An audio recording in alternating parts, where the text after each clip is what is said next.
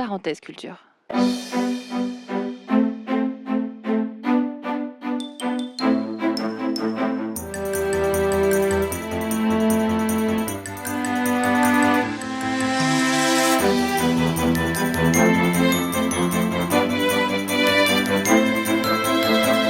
Nicolas Bouzou. Bonsoir à tous. Alors, c'est drôle parce que j'avais bien conscience du fait que en prévoyant, en planifiant une soirée sur l'inflation, il y aurait peut-être un côté désuet.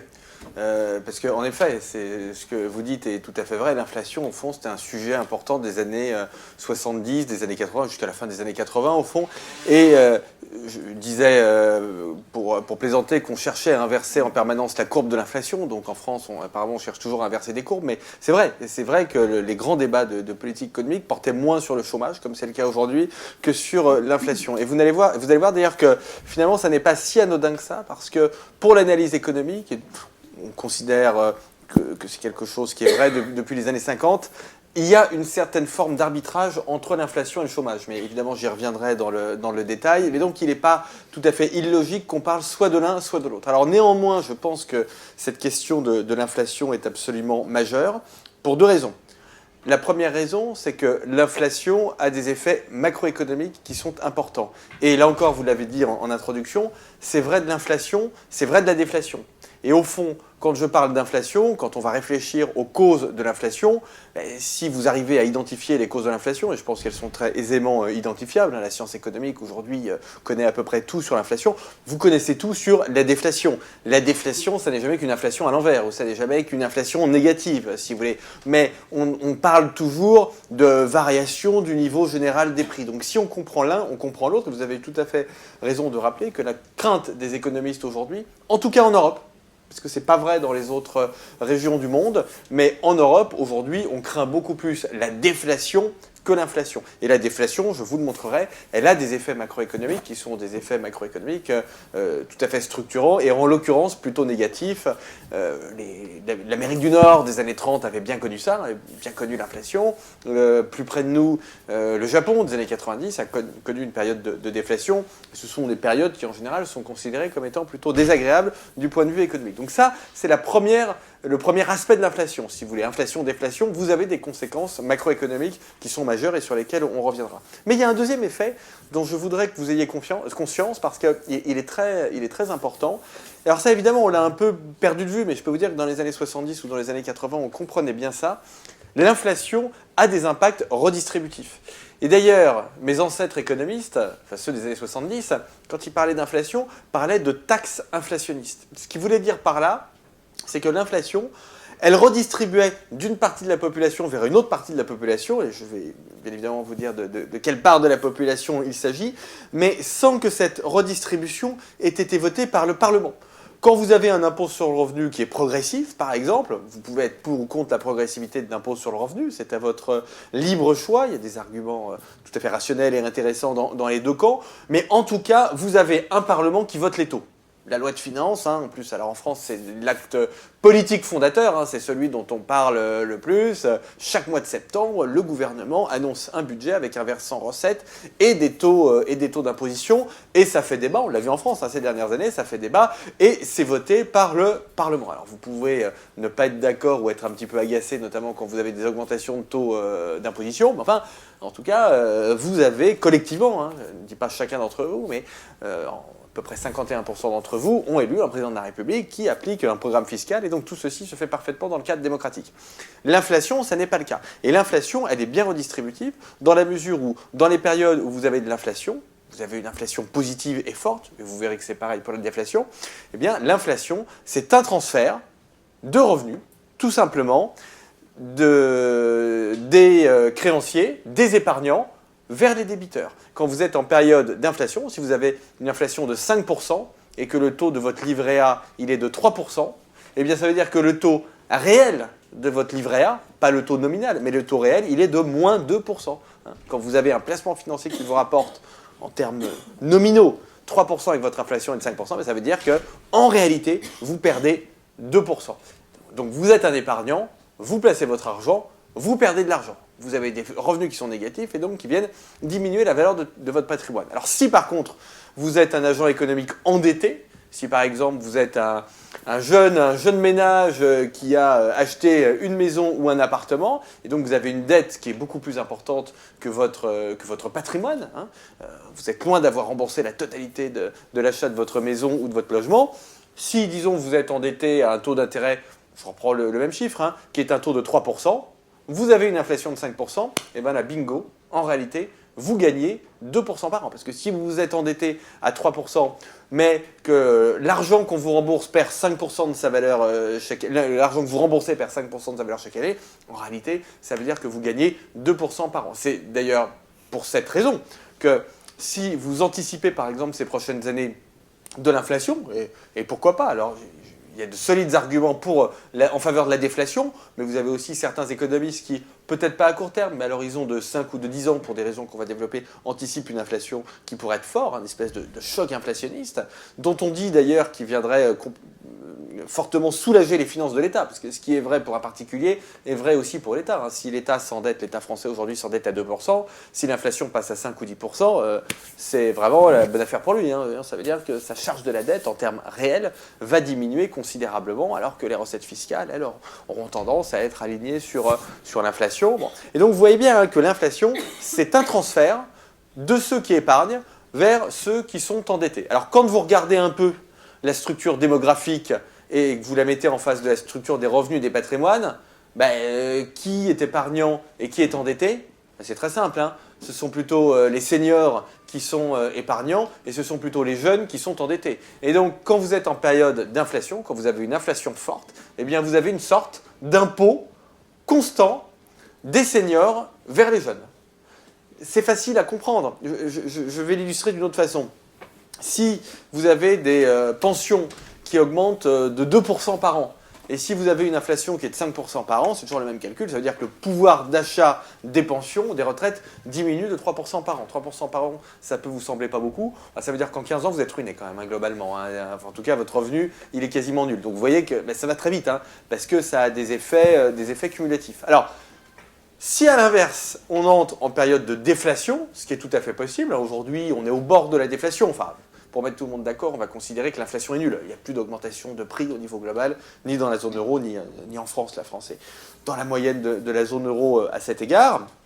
Quand vous êtes dans une situation de déflation, eh bien, vous avez le phénomène inverse. C'est-à-dire que vous avez un transfert de revenus et donc de patrimoine des personnes qui sont endettées vers les personnes qui épargnent. Si vous êtes un épargnant, si vous avez beaucoup de patrimoine, si vous avez mis beaucoup d'argent en épargne, si les taux d'intérêt... Même si les taux d'intérêt nominaux sont très faibles, c'est le cas du livret A aujourd'hui, le taux du livret A est à 1,25, je ne vais pas dire de bêtises, il est à 1,25, vous avez 0% d'inflation, ça veut dire que pour un placement qui est parfaitement liquide et sans risque, vous percevez un taux réel de 1,25%. Je vous le dis comme je le pense, au rythme de scandaliser nos têtes, c'est bien évidemment beaucoup trop. L'épargne, l'épargne qui est complètement liquide et qui est complètement sécurisée, elle ne doit pas vous rapporter 1,25%, elle doit vous rapporter 0,25%, ça me paraît déjà très cher payé. Vous voyez? Alors d'ailleurs c'est amusant parce que j'entends beaucoup de gens râler contre ça. Alors, les gens disent le gouvernement, parce qu'en plus on politise tout, comme le gouvernement n'a pas grand chose à voir là-dedans d'ailleurs, mais bon, le gouvernement, il augmente les impôts et il baisse le taux du livret A. En plus c'est pas le gouvernement qui prend ces types de décisions, mais bon peu importe. C'était quand même beaucoup mieux dans les années 80 ou dans les années 70. Ah bah oui, ça c'était mieux. Quand le taux du livret A était à 5% et l'inflation à 10%, ça veut dire qu'on perdait, les épargnants perdaient 5% par an, en réalité. Donc c'était une situation bien pire. C'est ce qu'on appelle l'illusion nominale. Si vous voulez, l'illusion nominale, c'est l'idée selon laquelle vous, et moi d'ailleurs, nous regardons les chiffres tels qu'ils se présentent à nous, mais sans les corriger de l'inflation.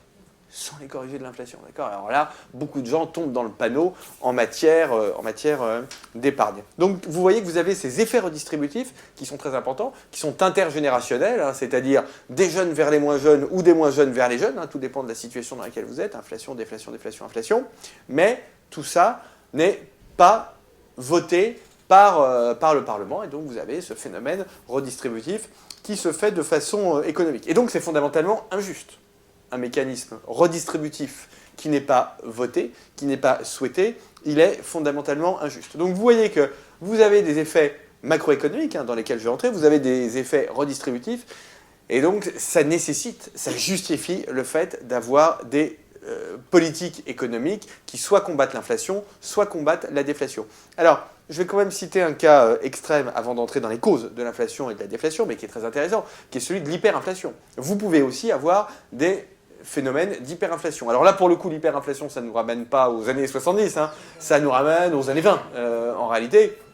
Alors typiquement, vous avez peut-être vu ça dans les livres d'histoire, ou moi je voyais ça chez mon grand-père, vous avez des timbres qui valaient plusieurs milliers ou plusieurs milliards de francs, et en Allemagne, alors c'était même encore pire en Allemagne. Donc ça c'est ce qu'on a appelé l'hyperinflation donc des années 20, l'hyperinflation de Weimar en Allemagne.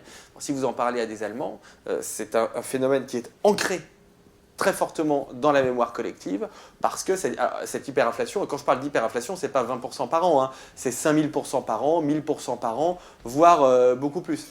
Vous retrouvez des descriptions très intéressantes des phénomènes d'hyperinflation, non pas en Allemagne, mais en Autriche, dans les mémoires de Stefan Zweig. Mémoire de Stefan Zweig, hein, qu'il a publié pas longtemps avant de mourir, pas longtemps avant de se suicider pendant la Deuxième Guerre mondiale.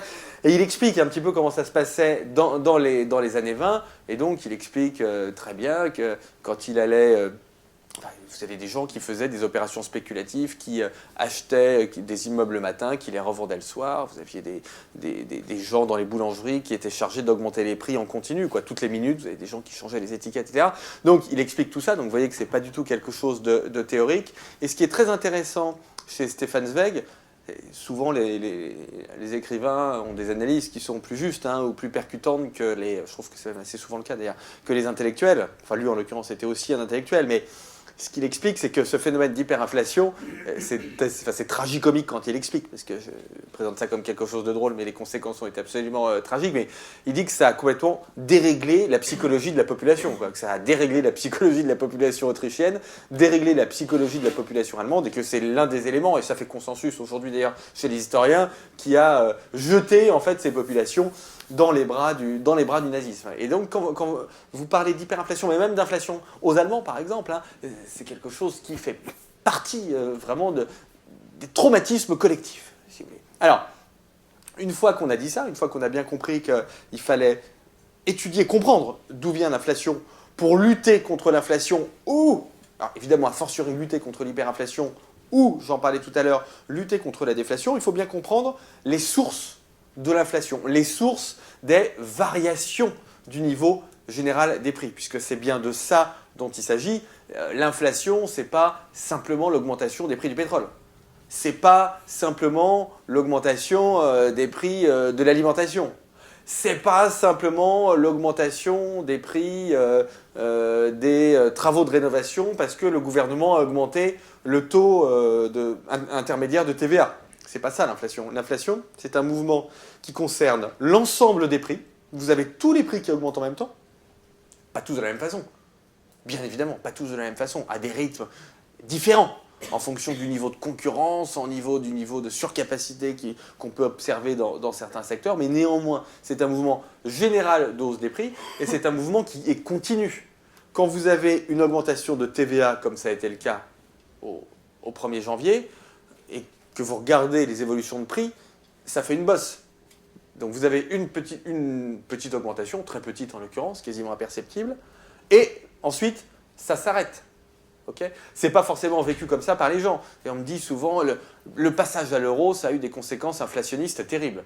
Non, rien du tout. Vous avez une petite bosse, parce qu'en effet, au moment du passage à l'euro, le prix des cafés a été arrondi à la décimale supérieure, et puis point barre. Ça s'est arrêté là. Alors, évidemment, ce n'est pas forcément la perception qu'on en a, puisque les phénomènes économiques souffrent de biais de perception qui sont très forts. Exactement comme les turbulences aériennes. Vous avez un trou d'air dans un avion, vous avez l'impression que vous avez chuté de 400 mètres, alors qu'en fait, l'avion, il a très peu chuté. C'est juste un biais de perception, parce que vous êtes tendu sur votre siège, vous êtes accroché comme ça, vous voyez que par le hublot, et donc vous... Bon, là, c'est pareil. Vous voyez le prix du café qui augmente, donc vous dites, c'est terrible, l'euro, l'inflation, que fait le gouvernement, machin, truc. Bon.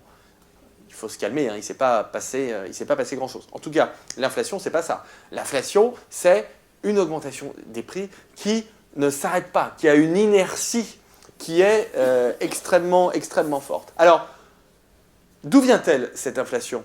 Eh bien, c'est d'une simplicité enfantine. L'inflation, alors s'il y a une seule chose à retenir ce soir, c'est celle-ci, parce qu'elle est souvent mal comprise et elle vous servira tout le temps si vous vous intéressez à ces phénomènes. L'inflation a toujours une origine monétaire. C'est-à-dire que l'inflation vient toujours d'une augmentation de la masse monétaire. Je vais entrer évidemment dans les détails. Alors à l'inverse, la déflation vient d'une diminution de la masse monétaire. Alors la masse monétaire, qu'est-ce que c'est? Me dire les pièces, les billets, oui, ok.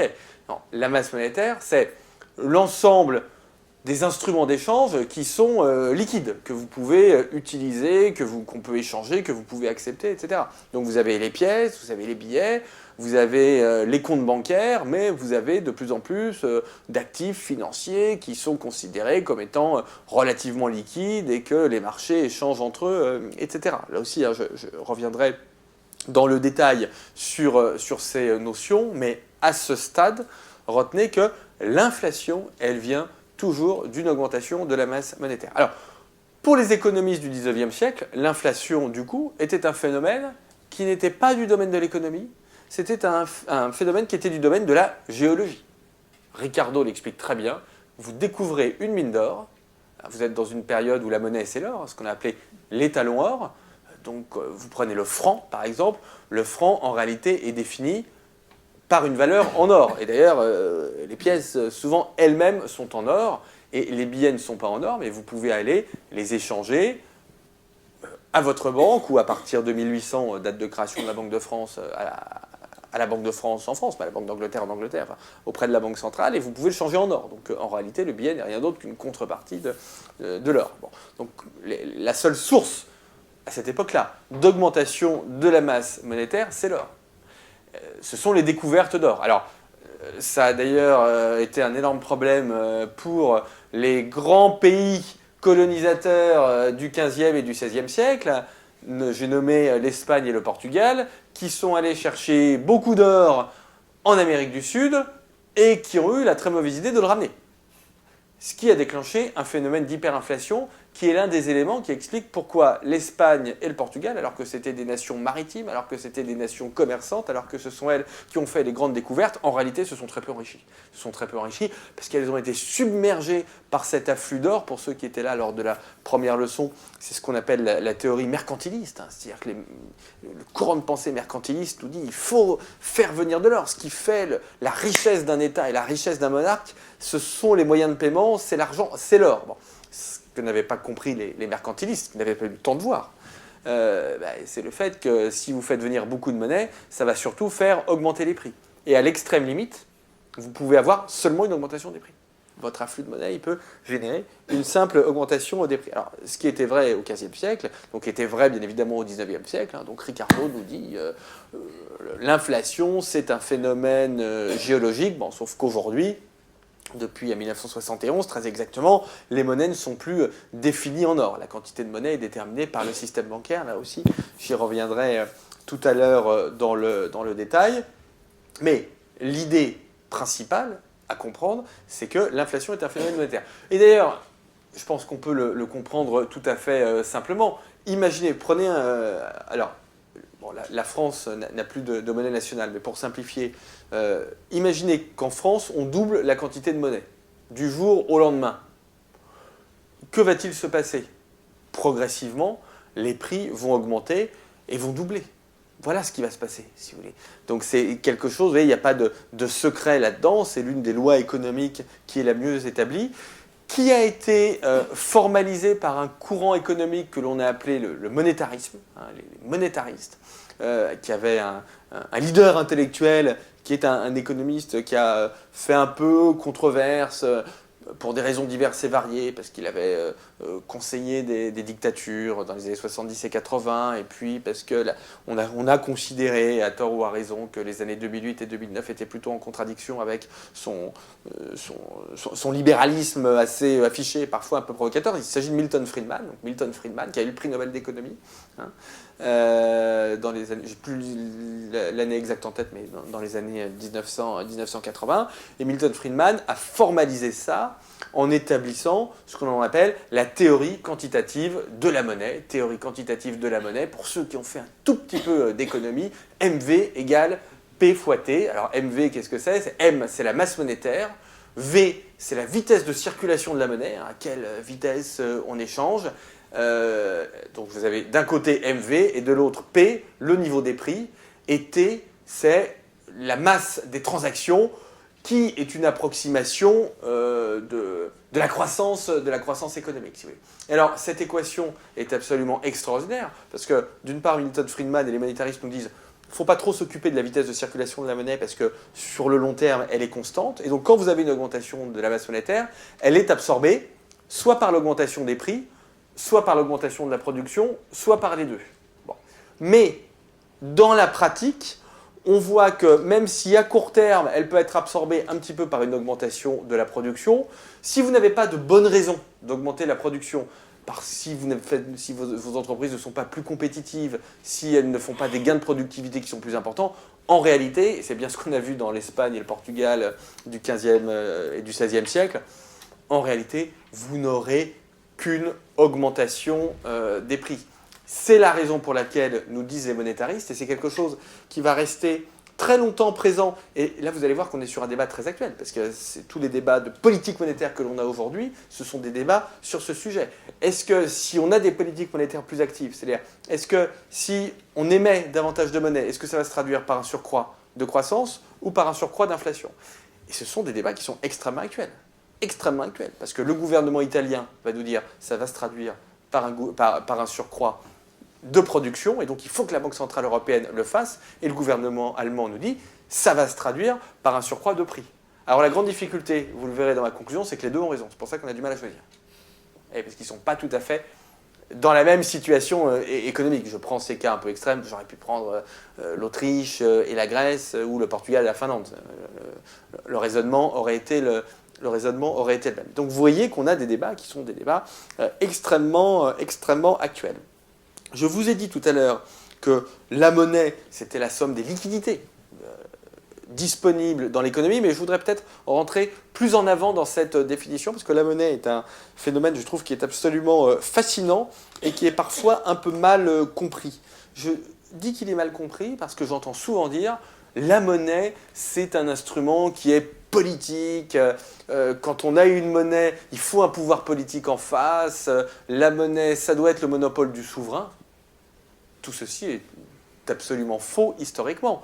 La monnaie a toujours existé. La monnaie je pense que la monnaie a toujours existé. Pourquoi? Parce que le rôle fondamental de la monnaie, la raison première d'utiliser de la monnaie, c'est d'éviter le troc. Si vous n'avez pas de monnaie, vous faites du troc. C'est très compliqué le troc dans la vie réelle. Je veux dire, si vous voulez aller manger un morceau en sortant, si vous êtes coiffeur, vous pouvez toujours aller proposer au restaurateur de le coiffer. Il y a assez peu de chances qu'il accepte, quoi. Enfin, vous pouvez toujours tenter, mais voilà, si vous êtes concessionnaire de voiture, c'est encore plus compliqué, parce que si vous lui dites tu me donnes à manger et je te donne une voiture, vous allez voir que vous allez vous sentir lésé. Donc le troc, je le dis, vous voyez, ça fait sourire, mais enfin comme vous avez tout un mouvement qui considère qu'il faut revenir à l'économie du troc, etc., c'est comme la décroissance. Enfin, je veux dire, les seuls convertis sont ceux qui ne pratiquent pas, parce que le jour où vous allez pratiquer le troc, dardard, vous allez quand même revenir à l'économie monétaire, parce que ça va vous pourrir la vie grave. Bon. Donc la monnaie, en réalité, a toujours existé, et la raison première de l'émergence de la monnaie, c'est d'être un instrument d'échange. Pour que votre instrument d'échange ait de la valeur, c'est facile à comprendre. Il faut qu'il soit fongible, c'est-à-dire il faut que vous puissiez le découper en petits morceaux homogènes, c'est ça l'idée de fongibilité, et il faut qu'il soit rare. Parce que si vous utilisez, par exemple, la terre ou n'importe quel caillou comme monnaie, du coup, personne ne va vouloir de votre monnaie, si vous voulez, parce que votre monnaie n'aura aucune valeur, et donc avec un caillou, vous ne pourrez rien acheter. Donc si vous voulez aller au restaurant ce soir, vous serez obligé d'apporter 4 bennes de cailloux, et vous allez voir que, là encore, ce ne sera pas optimal. Donc, Et vous allez voir qu'on est en plein dans les sujets actuels. En réalité, on est en plein dans justement la théorie quantitative de la monnaie, l'inflation. Ça veut dire que votre monnaie, ça doit être rare et fongible. C'est pour cette raison que, tout à fait spontanément, sans qu'aucun gouvernement ne l'ait jamais décidé, sans qu'aucun État ne l'ait jamais décidé, l'or a émergé spontanément comme étant un moyen d'échange. Parce que l'or est quelque chose qui est relativement rare et c'est quelque chose qui est parfaitement fongible. Alors, dans les endroits dans lesquels il n'y a pas du tout d'or, vous avez d'autres types de monnaies qui ont émergé. Les coquillages, par exemple, sur les îles du Galapagos, les coquillages ont sans doute émergé comme monnaie. Et ce qui est fascinant avec la monnaie, c'est que dans toutes les sociétés humaines, c'est pour ça que nos amis de l'économie du troc sont un peu à la ramasse, c'est que dans toutes les sociétés humaines, même dans les pires conditions, vous avez une monnaie qui émerge. Et l'exemple, là encore, le plus extrême et le plus dramatique, vous allez retrouver ça chez cet écrivain qui a écrit Si c'est un homme. Primo Levi. Primo Levi, merci. Merci beaucoup. Vous retrouvez ça chez Primo Levi. La cigarette, par exemple, dans les camps de concentration, Primo Levi raconte son expérience dans les camps de concentration, la cigarette a émergé dans les camps de concentration comme moyen d'échange. Donc vous voyez que même dans les circonstances les plus extrêmes, pour le dire de façon pudique, vous avez quand même la nécessité, vous avez du commerce, en réalité, vous avez du commerce. Hein. Et si vous avez du commerce, il vous faut un moyen d'échange. Le troc n'est jamais quelque chose d'efficace. Alors, la monnaie sert à autre chose. La monnaie sert aussi comme étalon de mesure.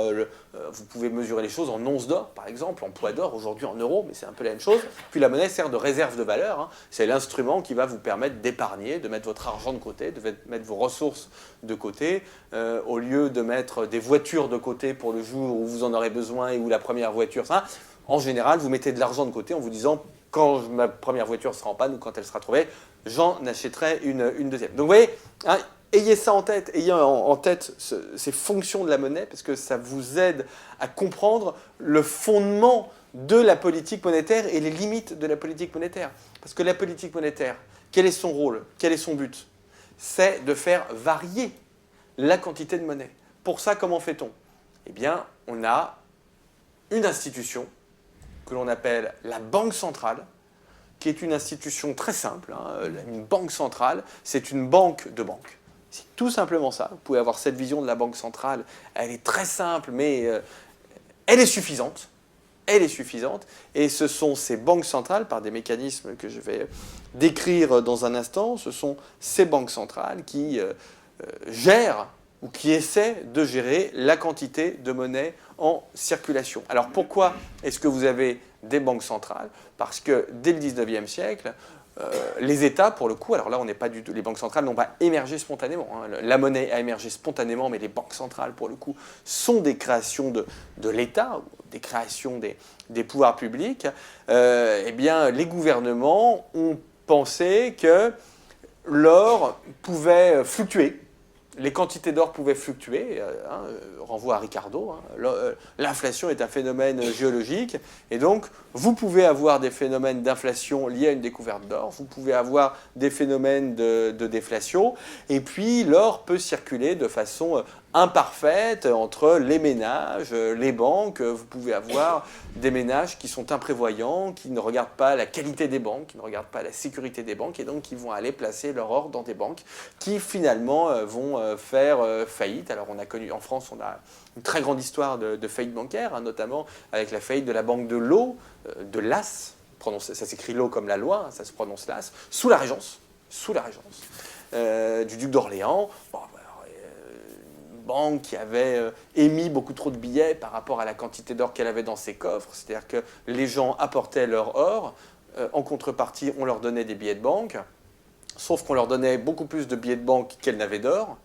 ce qui est quelque chose qui se fait tout à fait, mais il faut que ça se fasse dans des limites qui sont raisonnables. Si ça se fait trop, vous pouvez avoir un phénomène de faillite bancaire dans la mesure où tous les gens à qui on a refilé des billets en échange de leur or, c'est un lapsus, peuvent venir tous en même temps à la banque, demander leur remboursement en or, et là, évidemment, la banque ne l'a pas disponible dans ses coffres. C'est très exactement ce qui s'est passé avec la banque de l'As, qui était rue Quincampoix, et vous pouvez retrouver c'est juste à côté de mon bureau, et vous pouvez mais j'y pense à chaque fois que j'y passe. Et d'ailleurs, j'ai dit plein de fois au maire de mettre une pancarte, parce que je trouve que c'est quand même quelque chose qui est fascinant. Et il y avait des milliers de personnes hein, qui venaient, c'était pire que Chypre ou la Grèce, quoi, qui venaient retirer comme ça leur billet. Bon, alors, c'est pour essayer de réguler et d'empêcher ce type d'affaires qu'on a créé les banques centrales. La première grande banque centrale, c'est la Banque d'Angleterre en 1694, puis la Banque de France, créée par Napoléon en 1800, sous le contrôle de l'État. Hein. Elle ne sera indépendante, pas dire de bêtises, qu'en 1993. 1993 ou 1994 à vérifier, mais donc elle ne deviendra indépendante pour être crédible, justement, qu'extrêmement tard. Alors, en pratique, comment est-ce que les banques centrales font varier la quantité de monnaie? Bon. Depuis 1971, je l'ai dit, vous n'avez plus de lien entre la monnaie et l'or. Il faut quand même avoir conscience du fait que c'est une rupture extraordinaire dans l'histoire de l'humanité. C'est-à-dire que je pense que c'est la première fois dans l'histoire de l'humanité qu'on coupe le lien, donc c'est Nixon, hein, donc ça a été fait de façon unilatérale, un peu comme d'hab, par les États-Unis. Hein, et c'est Nixon qui annonce le fait que les États-Unis suspendent la convertibilité du dollar en or. Toutes les monnaies n'étaient pas directement convertibles en or. Hein. Les monnaies étaient convertibles en dollars, qui lui-même étaient convertibles en or. C'est-à-dire que le franc avait une valeur en dollars, le dollar avait une valeur en or, et donc indirectement, le franc avait une valeur en or. À partir du moment où les États-Unis décident de couper le lien entre le dollar et l'or, vous comprenez bien qu'il n'y a plus de lien non plus entre le franc et l'or. C'est quand même très perturbant pour les gens de 1971. Parce que juste là, ils se disaient, mes billets, j'en ai pas là dans ma poche, mais mon billet de 100 francs, il a une valeur qui est liée au fait que je peux aller à la banque centrale et demander l'équivalent de 100 francs en or. C'est mon droit. C'est écrit dessus. Et c'est ça qui sous-tendait la confiance dans les billets et dans les chèques, dans tout ce qu'on appelle la monnaie scripturale, toute la monnaie qui n'est pas des pièces, qui n'est pas sous forme physique, si vous voulez. À partir de 1971, vous n'avez plus ça. C'est-à-dire que depuis 1971, la crédibilité du billet de banque tient dans le fait que vous faites confiance à la Banque centrale. Vous faites confiance au fait que vous considérez que l'on n'émet pas trop de monnaie. Si votre billet de 50 € ou de 20 € aujourd'hui a une valeur, si vous lui conférez une valeur, alors qu'il n'en a pas, je crois que son coût de fabrication, ça doit être moins de 1 centime. Donc il n'a pas de valeur intrinsèque. Il n'y a pas de valeur travail, pour reprendre les termes de Marx. Il n'y a pas cette valeur-là. La seule valeur, c'est une valeur d'usage et d'échange, mais qui est liée au fait que vous faites confiance dans le fait que la Banque centrale vous a dit que ça valait 20 €. Voilà, c'est tout. Et c'est pareil dans la quasi-totalité des pays du monde, à 2 ou 3 exceptions près. Il doit y avoir 2 ou 3 pays encore dont les monnaies ont un vague lien avec l'or, et encore, je suis peut-être en Asie, peut-être Hong Kong, etc. Mais c'est devenu vraiment l'exception qui confirme la règle. Donc tout repose sur la confiance, et donc sur la notion de crédibilité. C'est pour ça qu'on a rendu les banques centrales indépendantes du pouvoir politique. Parce que les pouvoirs politiques ont beaucoup de qualités, les gouvernements ont beaucoup de qualités, mais parfois ils ont des soucis de crédibilité. Parfois, quand un gouvernement annonce qu'il va baisser les impôts, les gens qui sont paranoïaques ou font du mauvais esprit pensent que ça ne va pas être le cas. Donc, vous avez un problème de crédibilité. Avec les impôts, c'est pas très grave. C'est pas très grave, c'est agaçant, hein, mais c'est pas plus qu'agaçant. Avec la monnaie, c'est très grave. Avec la monnaie, c'est très grave. Parce que s'il y a une perte de crédibilité envers la monnaie, plus personne ne l'utilise. Sa valeur s'effondre. Et donc, tout le système économique est bloqué. C'est pour ça qu'on a retiré, tous les pays du monde ont retiré la gestion de la monnaie des mains des politiques. Alors vous avez toujours 2 ou 3 personnes un peu illuminées que ça agace, hein, qui se disent « Ah mais quand même, ce serait formidable si on pouvait encore avoir nous-mêmes la gestion de la monnaie. » Alors entre nous, je vous le dis comme je le pense, quand je vois la façon dont étaient gérés les États ces 20 dernières années, je me dis « Heureusement qu'en plus, ils n'ont pas eu la monnaie. Hein. » D'accord ? On a déjà notre problème de dette publique, il nous occupe. Hein. Heureusement qu'en plus, on n'a pas un problème d'inflation ou d'hyperinflation, hein, qui ne ferait que rajouter des difficultés, si vous voulez. Donc, on a confié la gestion de la monnaie aux banques centrales. Comment les banques centrales font pour gérer la monnaie? C'est extrêmement simple. La monnaie, je vous l'ai dit tout à l'heure, c'est tout ce qui est liquide. Ce qui est liquide, donc c'est les pièces. Alors ça, les pièces, elles sont fabriquées par les banques centrales. Les billets sont fabriqués par les banques centrales, donc c'est très facile à contrôler. Mais ce n'est pas la plus grosse partie. La plus grosse partie, ce sont toutes les liquidités dont vous disposez qui sont sur vos comptes bancaires. D'accord? C'est ça. Et vous le voyez bien quand vous regardez votre patrimoine. J'espère pour vous que vous avez un peu plus d'argent à la banque que ce que vous avez dans vos poches. C'est vrai pour 99,99% de la population française. Et cette monnaie qui est sur vos comptes bancaires, qui la fabrique? Ce sont les banques. Comment les banques fabriquent cette monnaie? Tout simplement, les banques, vous allez les voir, vous leur dites « j'ai un projet d'investissement, je veux acheter un logement qui coûte 200 000 euros » et la banque vous dit « ok, vous êtes sympathique ». Vous avez toutes les qualités, vous êtes fonctionnaire, etc. Donc c'est super, donc on peut vous prêter.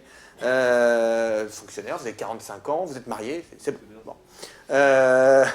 Donc on vous prête 200 000 euros.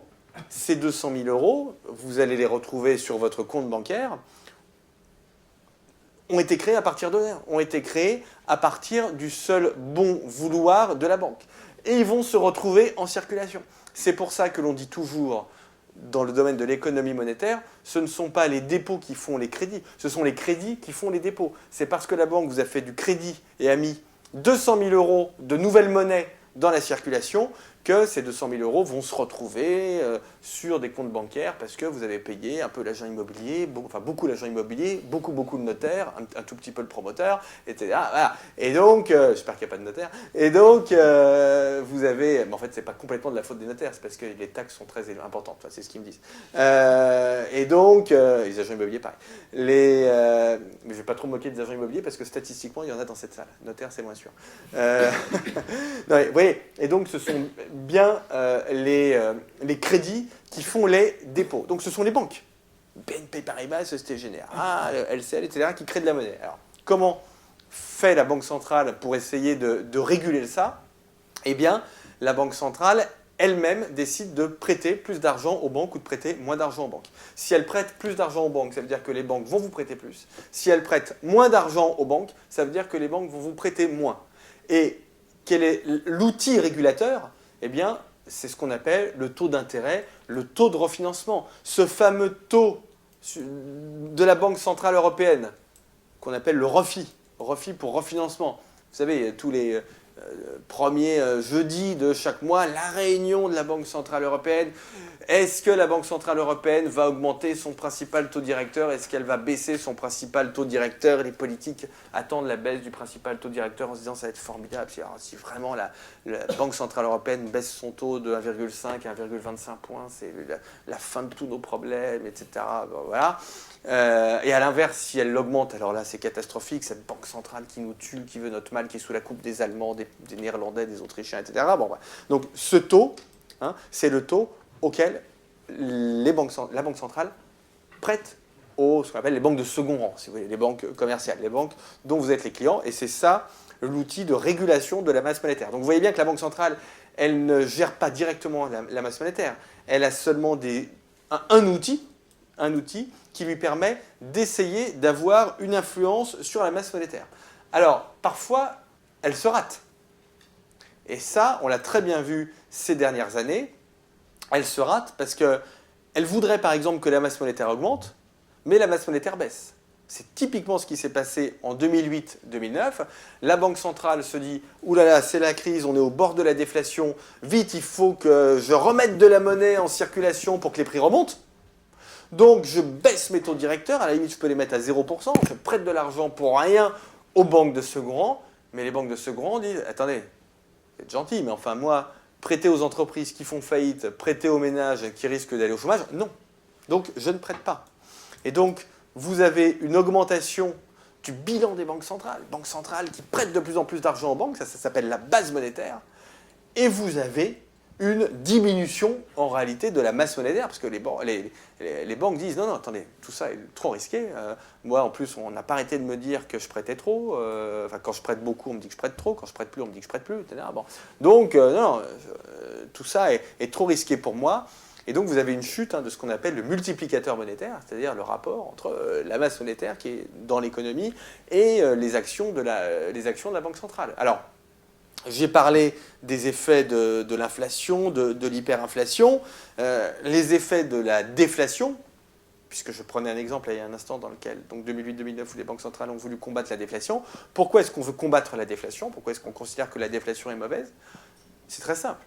Tout simplement parce que quand vous êtes dans une situation de déflation, de baisse générale des prix, tous les calculs économiques rationnels vous disent « ne fais pas aujourd'hui, fais demain ». Consommer demain sera moins cher. Donc, n'achète pas ta voiture aujourd'hui, tu l'achèteras demain.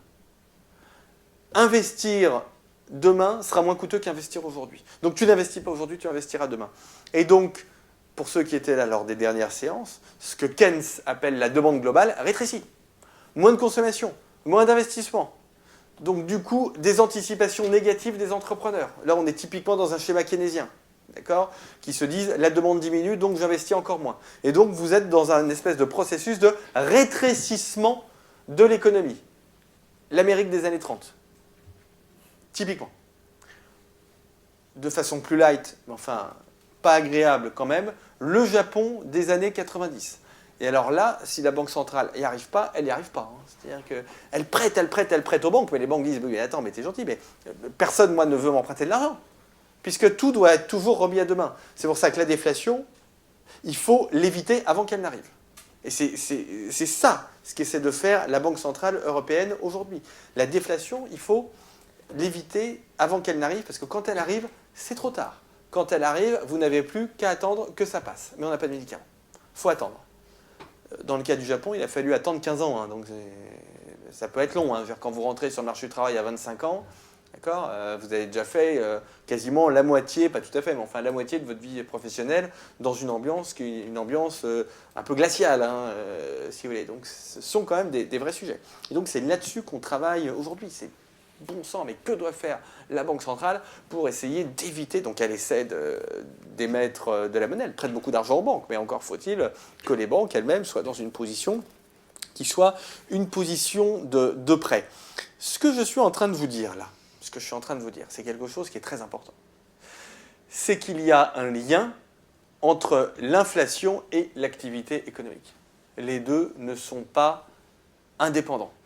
Ça a été mis en perspective dès les années 50 par par un Britannique, qui était un ouvrier et qui est devenu professeur d'économie. L'ascenseur social fonctionnait assez bien dans les 30 Glorieuses. Et cet économiste, ce professeur d'économie, auparavant ouvrier, s'appelait Phillips. Il a donné son nom à une célèbre courbe qui s'appelait la courbe de Phillips. Et Phillips, donc, qui avait cette expérience de l'entreprise, avait demandé à ses étudiants d'étudier le lien entre le taux de chômage et les salaires. Parce que la théorie économique néoclassique considérait à cette époque que le salaire était égal à la productivité. Plus vous êtes productif, plus vous avez un salaire élevé, moins vous êtes productif, moins vous avez un salaire élevé, ce qui est en grande partie juste. Mais de ce fait, la théorie économique considérait qu'il y avait une indépendance entre l'environnement macroéconomique et le niveau des salaires. Si vous étiez productif dans un pays à très fort taux de chômage, vous deviez avoir le même salaire que dans un pays avec un marché du travail tendu. Si vous étiez productif, si vous sortez de l'IFG, donc vous avez un niveau de productivité qui est à peu près équivalent, vous devez avoir exactement le même niveau de salaire si vous êtes à Neuchâtel ou à Athènes. Ça heurte un peu l'intuition, bien évidemment, parce que vous vous dites qu'a priori, vous aurez un salaire plus élevé sur un marché du travail qui est au plein emploi, qui est très tendu, ce qui est le cas en Suisse, plutôt que sur un marché du travail qui est en situation de sous-emploi de façon colossale, où un quart de la population active est au chômage, ce qui est le cas en Grèce. Et Phillips a bien identifié ce lien, c'est-à-dire qu'il avait bien vu il avait réussi à prouver avec son équipe d'étudiants, en effet, quand le taux de chômage était élevé, quand on était en situation de sous-emploi, on avait des pressions à la baisse sur les salaires, ce qui est intuitif, là encore, mais en fait, il l'a démontré de façon empirique, et donc il a un petit peu corrigé la théorie néoclassique, et à l'inverse, il avait bien montré que dans les périodes où le taux de chômage diminuait très fortement, on avait des tensions sur les salaires qui étaient un peu plus vives. Et puis vous avez un économiste qui est arrivé derrière ça, un très grand économiste, toujours vivant, qui s'appelait Samuelson, Paul Samuelson. Et Samuelson a poussé les raisonnements plus loin. Samuelson s'est dit, si les salaires augmentent, sans doute les prix vont augmenter. Les entreprises vont essayer d'augmenter leurs prix. Et donc, le lien que j'ai entre le marché du travail, le chômage et les salaires, je vais le retrouver si je regarde le lien entre le marché du travail et les prix. Et c'est un peu ça, ce qu'on appelle la courbe de Phillips aujourd'hui, qui en réalité n'est pas vraiment la courbe de Phillips, c'est plutôt la courbe de Samuelson. Mais c'est l'idée selon laquelle, et c'était l'un des propos introductifs de mon exposé, c'est l'idée selon laquelle vous avez une sorte d'arbitrage entre inflation et chômage. Vous avez deux états de l'économie. Je caricature un peu, parce que je vais entrer dans les détails, vous allez voir que ça se passe, c'est un peu plus compliqué que ça, mais retenez quand même que selon la courbe de Phillips, vous avez deux grands états de l'économie. Un état de l'économie, fort taux de chômage et déflation, et un état de l'économie, faible taux de chômage et des prix qui montent. Et donc, Samuelson nous dit, en réalité, on n'a que deux ennemis à combattre. Le chômage et l'inflation. Et il faut arbitrer entre les deux. Il faut arbitrer entre les deux. Alors, quand on regarde un peu les préférences des agents économiques, en général, ils préfèrent l'inflation au chômage. Donc, alors évidemment, aujourd'hui, on a ce sentiment-là parce qu'on est en situation d'absence d'inflation et de chômage élevé. Donc, il est assez facile de dire qu'on préférerait un État qui n'est pas le nôtre aujourd'hui. On préfère que ce soit autrement. Mais même quand vous regardez un peu ça sur le long terme, vous voyez que vous retrouvez à peu près la même chose. Alors, est-ce que la courbe de Phillips est valide ? Oui, avec quand même de grosses nuances. C'est-à-dire que vous pouvez avoir des situations de forte inflation, mais où le chômage ne baisse pas, malgré tout. C'est typiquement ce qu'on a connu dans les années 70. Si vous avez une forte inflation, mais que les salaires, par exemple, augmentent encore plus vite que l'inflation, les entreprises vont perdre des gains de productivité, et donc vous aurez quand même du chômage. Ce qui est vrai, c'est que moins de chômage entraîne des tensions sur les salaires et donc un peu plus d'inflation. Ce qui est vrai aussi, c'est que l'un des très bons moyens de mettre fin à une période d'inflation, c'est de casser l'économie par une bonne récession et de mettre les gens au chômage. Ça marche très bien. C'est ce qu'on a fait dans les années 80. Hein. Ça peut paraître... Alors, on ne l'a pas voulu, mais c'est le scénario des années 80. Fin des années 70, Raymond Barre bloque le prix décroissant. Bon. Phénomène de blocage des prix, je l'ai déjà expliqué, ça ne marche pas très bien, parce que vous pouvez bloquer le prix décroissant, vous aurez tout simplement un marché noir décroissant qui va se créer avec des prix libres de croissant qui seront très élevés. Donc dans les boulangeries honnêtes, vous n'aurez pas de croissant, dans les boulangeries malhonnêtes, vous aurez des croissants très chers. Mais le système de blocage des prix fonctionne pas très bien en soi. D'accord ? Ce qui a permis, entre guillemets, de faire diminuer l'inflation, c'est en réalité la très forte montée du chômage dans les années 80.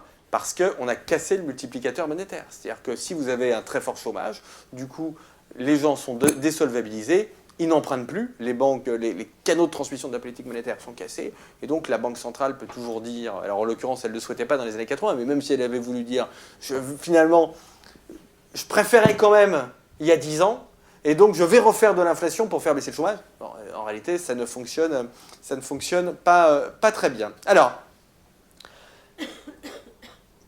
maintenant qu'on a vu les causes et les implications de l'inflation et de la déflation, je voudrais revenir pour conclure mon propos sur la période actuelle et sur la Banque centrale européenne, dont j'ai dit tout à l'heure que son rôle était très compliqué. D'ailleurs, banquier central, c'est le pire métier. Je crois que c'est encore pire que faire partie d'un gouvernement. Déjà, faire partie d'un gouvernement, c'est vraiment pas une sinécure. Mais banquier central, c'est pire parce que l'état naturel de l'économie, c'est soit l'économie va bien et vous êtes au bord de l'inflation, soit elle ne va pas très bien comme aujourd'hui et vous êtes au bord de la déflation. Et donc, si vous voulez combattre l'inflation, je l'ai dit tout à l'heure, il faut mener une politique monétaire qui va générer une récession, qui va faire monter le chômage. Et donc, en général, les gens ne sont pas contents, puisqu'ils vous disent, d'accord, certes, il n'y a plus d'inflation, mais enfin, la politique monétaire a contribué à mettre les gens au chômage. Bon. Soit, comme aujourd'hui, vous essayez de combattre la déflation, mais vous n'y arrivez pas véritablement. Alors, sauf si on était dans la République de Weimar. La République de Weimar, comment est-ce qu'on a mis fin à la déflation d'après-guerre? En faisant marcher ce qu'on appelait la planche à billets, mais au sens propre du terme. Si ça s'appelle la planche à billets, c'est parce que vous aviez des imprimeries qui imprimaient les billets. Vous avez un économiste autrichien très connu de l'avant-deuxième guerre mondiale qui s'appelait Ludwig von Mises. Le ministre de l'économie de l'époque est allé le voir en lui disant « Qu'est-ce que je peux faire pour faire cesser l'inflation ?» Il lui avait dit « C'est très simple, rejoignez-moi à 23h au coin de telle rue, etc. » Donc le ministre se pointe à 23h au coin de telle rue et dit « Je vous repose ma question, qu'est-ce que je peux faire pour arrêter l'inflation ?» Et il dit « Faites cesser ce bruit. » Et ce bruit, c'était le bruit des imprimeuses, pas des imprimantes, des imprimeries qui étaient dans un local pas très loin de ça. Donc c'est toujours extrêmement compliqué. La recherche économique a beaucoup avancé sur ces questions. Et le consensus des économistes, aujourd'hui, utilise une règle, donc du nom de l'économiste qui l'a élaborée, qu'on appelle la règle de Taylor. Et la règle de Taylor nous dit que le bon taux directeur pour une banque centrale dépend, alors je vais vous faire grâce de la formule mathématique, mais dépend de l'écart entre l'inflation souhaitée par la Banque centrale et l'inflation constatée, et le taux de chômage souhaité par la Banque centrale et le taux de chômage constaté. Et ce qui est très intéressant aujourd'hui, et très problématique, parce que vous êtes un peu du coup aux sources des difficultés de la zone euro, qui n'est pas ce qu'on appelle une zone monétaire optimale, vous allez comprendre pourquoi. C'est que si on regarde ce taux de Taylor et que vous l'appliquez à l'Autriche, par exemple, la règle de Taylor vous dit que l'Autriche a besoin d'un taux directeur de 4%. Le taux directeur de la Banque Centrale Européenne, aujourd'hui, il est à 1%. D'accord. L'Autriche vous dit, moi j'ai besoin de 4%. L'Allemagne vous dit, j'ai besoin de 3,5%. Les Pays-Bas vous disent, moi j'ai besoin de 4%. Et l'Espagne, le Portugal et la Grèce auraient besoin, c'est très théorique, vous allez comprendre pourquoi, d'un taux de moins 15%. D'un taux de moins 15% parce que ce sont des pays en sous-emploi très fort et en déflation totale. Donc en réalité, il faudrait donner moins 15%, c'est-à-dire qu'il faut donner de l'argent à ceux qui empruntent. Vous empruntez et on vous paye pour ça. On vous paye pour ça. Et à l'inverse, ceux qui ont la mauvaise idée d'épargner et donc de contribuer à geler la demande globale, on leur pique leur argent. On dit, vous voulez épargner sur un livret A, ok, mais vous nous donnez 15% par an. Vous donnez 15% par an. D'accord ? Donc c'est ça ce que nous dit la règle de Taylor aujourd'hui. Et donc vous voyez à quel point les différences de situation économique dans la zone euro rendent la tâche de gouverneur de la Banque centrale aussi compliquée. C'est pour ça que je ne comprends jamais pourquoi il y a tant de candidats pour être ministre de l'économie ou pour être gouverneur de la Banque centrale. Voilà. Question d'auditeur. Ça, c'est la politique monétaire.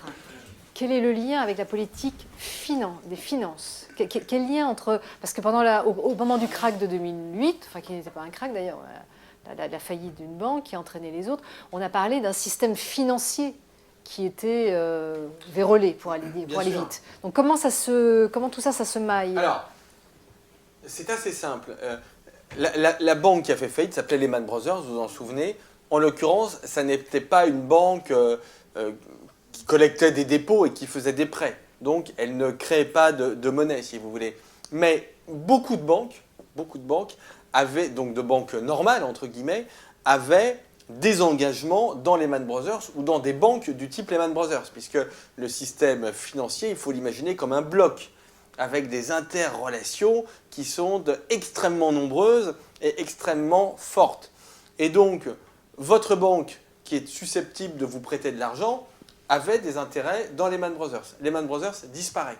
Ça veut dire que les fonds propres de votre banque fondent, littéralement. C'est-à-dire que votre banque, elle est trop pauvre. Elle n'est plus en capacité de vous prêter de l'argent. Et c'est de cette façon-là que se crée ce que l'on appelle le crédit crunch. C'est-à-dire le fait que les banques... Enfin, le crédit fait crack, quoi. C'est cassé. C'est cassé parce qu'elles n'ont plus de fonds propres. Donc, d'ailleurs, pour des raisons réglementaires, elles n'ont plus le droit de prêter.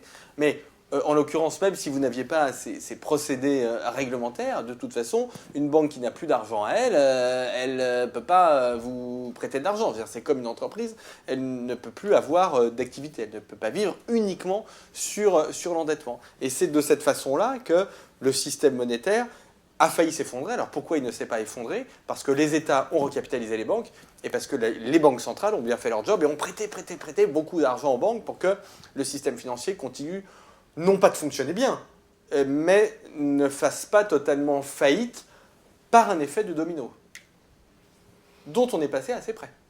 Donc les banques, alors pour le coup, j'ai un peu rigolé sur les gouvernements, mais les gouvernements et les banques centrales ont très bien fait leur métier, en 2008-2009. Merci. Alors à vous, madame, on va vous passer un micro pour que tout le monde vous entende bien, y compris au fond de la salle. Oui, hier soir, donc bien sûr, vous avez entendu le débat entre M. Moscovici et Mme Le Pen. Quel est Non, alors... je n'ai pas eu ce bonheur. Mais Oui, vous enfin, allez m'en c'était... faire. Ça rapprochait pas mal, non, c'était intéressant. Ah, je parle de bonheur. Mais alors, est-ce que je peux vous demander, sans débat politique, bien sûr, quel est votre point de vue sur le fait préconisé donc par Mme Le Pen, un remède actuel à notre économie de retirer la France de la zone euro? Vous avez quelques économistes qui sont très minoritaires. Alors il faut dire la vérité, hein, mais vous avez quelques économistes qui pensent que si on sortait de la zone euro, les choses redeviendraient plus faciles. C'était lié à ma conclusion. C'est-à-dire que comprenez bien que si l'Italie a besoin d'un taux de banque centrale négatif, donc en pratique nul, et l'Allemagne de 4%, la tentation, c'est de dire, c'est facile. Du coup, faisons tous sécession, revenons comme avant avec nos monnaies nationales. Sauf que si vous décidez de sortir de la zone euro, vous n'avez pas de précédent. Donc vous vous retrouvez dans une situation qui est une situation extrêmement, inédite et sans doute dangereuse. Et à partir du moment où vous avez... Non, mais je vais vous expliquer pourquoi. Si vous avez un pays qui dit je sors de la zone euro, après, on va prendre le cas extrême, la Grèce. Donc la Grèce dit demain, moi je décide de sortir de la zone euro. Bon. Ça veut dire sans doute que les créanciers de la Grèce, ceux qu'on appelle les marchés, enfin ce sont les créanciers de la Grèce, ce sont eux qui prêtent de l'argent à la Grèce pour que les Grecs puissent continuer de vivre à peu près normalement, peuvent se dire, si la Grèce sort de la zone euro, c'est peut-être parce qu'elle ne veut plus payer ses dettes, elle veut reprendre son autonomie financière, etc. Donc déjà, on arrête de prêter à la Grèce. Donc pour les Grecs, ça ne va pas être agréable. Bon. Deuxième phénomène, les marchés vont se dire, ça veut dire qu'un pays peut sortir de la zone euro. Donc après la Grèce, on regarde quel est le pays le plus en difficulté. Portugal, par exemple. Et donc, on va se dire, attendez, ça veut dire que le Portugal lui-même présente un risque important, puisqu'il peut sortir de la zone euro. Nous, créanciers, c'est pas ce qu'on nous avait vendu. On nous avait dit, prêtez à ces pays, vous leur prêtez en euros. Voilà. Non, ça veut dire qu'il peut sortir de la zone euro. Donc, au lieu de demander au Portugal du 4 ou du 5% sur sa dette, on va lui demander du 10 ou du 15%. Là, il est mort. Hein. Le Portugal, il ne peut plus se financer à 15%. C'est comme un ménage qui a un crédit revolving insoutenable, si vous voulez. Mais c'est exactement le même mécanisme. Et donc, lui-même va tomber en faillite. Donc, si vous voulez, on peut avoir un effet de faillite en domino. Je comprends mal les partisans de la sortie de l'euro, parce que je pense qu'il y a une autre façon de régler le problème, qui est une sortie par le haut, qui est ce qu'ont fait les États-Unis quand ils ont fait l'unification monétaire après les guerres de sécession au XVIIIe siècle, qui consiste à dire, allons jusqu'au bout. Nous avons fait une monnaie unique, nous avons des pays qui sont dans des situations différentes, eh bien créons un budget commun qui redistribuera de l'argent des pays qui sont des pays extrêmement prospères, vers des pays qui sont des pays en difficulté. C'est exactement la façon dont ça fonctionne aux États-Unis. Je voudrais quand même vous dire que l'Alabama est plus pauvre que la Grèce et la Californie est plus riche que le Luxembourg. Donc vous avez des écarts qui sont plus importants qu'en Europe. Et vous n'avez pas ce type de problème parce que vous avez un État fédéral qui fonctionne bien. C'est ce qu'on appelle l'Europe fédérale. Donc je pense que la voie de l'Europe fédérale me paraît d'une certaine façon, même si elle fait un peu peur politiquement, parce que les politiques disent oui mais les gens n'aiment pas l'Europe, etc. Oui, les gens n'aiment pas l'Europe, mais je ne suis pas sûr qu'ils aimeraient la faillite des États-providence liée à la sortie de la zone euro. Si on présente comme ça, oui, parce que le choix il est là. Mais là où ce débat est tout à fait justifié, donc moi je rentre toujours dans ce débat, je n'ai aucun mépris pour ce débat sur la sortie de la zone euro, je trouve qu'il est tout à fait justifié, qu'il ne faut pas l'éluder, ça me paraît complètement stupide de l'éluder, et puis pas justifié intellectuellement, c'est qu'en effet, on a aujourd'hui des situations à l'intérieur de la zone euro, des situations économiques qui sont extrêmement différentes. Et donc qui, d'une certaine façon, pourraient justifier des politiques monétaires qui elles-mêmes soient différentes. Ça a été abordé surtout sous l'angle du coût des exportations. Oui, Alors, enfin, mais il n'y a pas que ça, vous voyez, moi j'en ai pas parlé par exemple. oui, enfin, c'est quand même. Et sur le fait qu'effectivement, les dettes en elles-mêmes seraient plus basses. Mais Au lieu d'être en euros, elles seraient en la monnaie. oui, mais si vous faites ce Alors, coup-là au l'hypothèse- créancier... L'hypothèse de dette plus basse et la question des exportations, pour que tout le monde... Oui, oui, non, mais vraiment en 2 secondes. Non, mais si, alors, hypothèse de dette plus basse, d'accord, mais si vous dites, si les créanciers de la Grèce se rendent compte qu'en fait, finalement, ils avaient prêté en euros et qu'on leur rend en drachmes, ça va leur faire passer l'envie de prêter à nouveau aux Grecs. Hein. Autre question, là-bas, monsieur au fond en rouge, oui. Attendez, oui. Pardon, je vais venir là. Oui, et l'Europe a 2 monnaies. Oui, alors c'est une idée de mon ami Christian Saint-Étienne, que je trouve très bonne du point de vue intellectuel. Alors l'idée de Christian Saint-Étienne est de dire, en réalité, et il a tout à fait raison sur le fond, les divergences, il n'y a pas tant de divergences entre les pays qu'une divergence de situation économique entre ce qu'il appelle la zone euro nord et la zone euro sud. Il a entièrement raison. Du point de vue économique, il y a très peu de différence entre l'Autriche, les Pays-Bas et l'Allemagne, et il y a assez peu de différence entre le Portugal, l'Espagne et l'Italie. Et quand même la France, parce que la France serait quand même plutôt elle est entre les deux. Hein. Elle n'est pas dans la situation de l'Italie, elle n'est pas non plus dans la situation des Pays-Bas ou du Luxembourg. Donc elle serait entre les deux. Mais si elle est entre les deux, elle a plutôt intérêt à aller chez les faibles. Hein. Bah oui. Bon. Donc, ça voudrait dire qu'il faudrait faire 2 monnaies. Donc, intellectuellement, je comprends tout à fait ce qu'il veut dire et je le suis tout à fait. Je trouve la faisabilité pratique quand même compliquée, si vous voulez, parce que j'imagine assez mal. Enfin, je vois pas comment ce serait possible en pratique. Et d'ailleurs, le cas le plus problématique serait le cas de la France. Parce que la France, évidemment, les Allemands, par exemple, ne voudront pas faire un euro nord si on n'est pas avec eux. Mais nous, on ne va pas aller, si vous voulez... si vous, je ne sais pas si vous faites du basket, mais si on vous met tout de suite dans une équipe de Ligue 1 en basket, vous allez avoir du mal à suivre au début. Bon, c'est pareil, si vous mettez la France dans le même club avec la même politique monétaire et le même taux de change que les Pays-Bas et l'Allemagne, là, ça va être quand même extrêmement difficile. Si vous voyez. Donc vous voyez, j'ai un doute voilà, sur ça. Mais sinon, du point de vue intellectuel, il a parfaitement raison. Je crois que vous avez dit en début de conférence qu'il y a des économistes qui prévoient un retour de l'inflation dans 5 ans. Oui. Alors, à qui vous pensiez ou à quels instituts vous pensiez? Non, mais en fait, je pense que tout le monde a un peu ça en ligne de mire. C'est-à-dire que ce qu'on se dit, moi, par exemple, je le pense. Comme ça, sera plus simple plutôt que de convoquer les autres. On va prendre le meilleur. Les banques centrales ont considérablement augmenté leur base monétaire ces dernières années. C'est-à-dire, pour parler dans le langage des vivants, elles ont considérablement augmenté les quantités qu'elles prêtent aux banques. Mais quand je dis considérablement augmenté, c'est-à-dire x4 ou x5 par rapport à ce qu'elles faisaient avant 2008. Aujourd'hui, cet argent, il est donc dans les banques, mais ça ne se traduit pas en masse monétaire parce que les banques ne le reprêtent pas. Mais cet argent, il existe toujours. Et ce qu'on se dit, c'est que si l'économie, pour des raisons dont on peut parler, si l'économie redémarre, mais c'est possible, d'ailleurs elle redémarre très très lentement, c'est pour ça qu'il n'y a pas d'inflation, mais elle redémarre un tout petit peu. Mais si elle redémarre plus fort, c'est ce qui s'est passé aux États-Unis. Aux États-Unis, elle redémarre fortement pour tout un tas de raisons, de gaz de schiste, etc. Si il se passe ça en Europe, cet argent va se débloquer, les banques vont le prêter, et du coup, d'un seul, vous allez avoir une explosion de la masse monétaire cette fois-ci. Et là, vous pouvez avoir un phénomène inflationniste. Donc tout ça met du temps à se mettre en marche, mais donc je n'exclus pas que dans 3 ou 4 ans, on ait un choc inflationniste. Et donc, vous voyez, on serait passé du bord de la déflation à un choc inflationniste, qui serait une espèce de truc un peu bizarre, mais qui est parfaitement envisageable. Et en dehors de Nicolas Bouzou, est-ce qu'il y a d'autres économistes? Non, mais tout le monde. Non, mais enfin, je pense que si vous en parlez, non, mais on n'en parle pas pourquoi? Parce que dans 5 ans, si vous voulez, 5 ans, c'est loin. Donc ce qui nous intéresse aujourd'hui, si vous voulez, c'est le chômage, la déflation, l'immobilier, etc.